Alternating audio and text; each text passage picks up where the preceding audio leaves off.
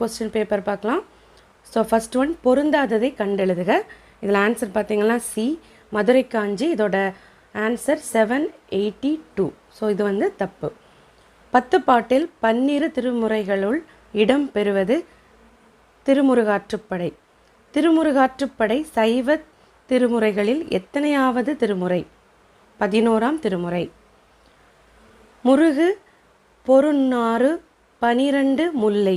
இத்தொடரில் 12 என்ற தொடரால் குறிப்பிடப்படும் நூல்கள் எவை? சிறுபானாற்றுப்படை, பெரும்பானாற்றுப்படை. கூடர் தமிழ் என அடைமொழி பெற்ற நூல் எது? மதுரை காஞ்சி. 99 மலர்கள் கொண்ட நூல் யாது? குறிஞ்சிப்பாட்டு. கூத்தாராற்றுப்படை என்னும் அடைமொழியால் அழைக்கப்படும் நூல் யாது?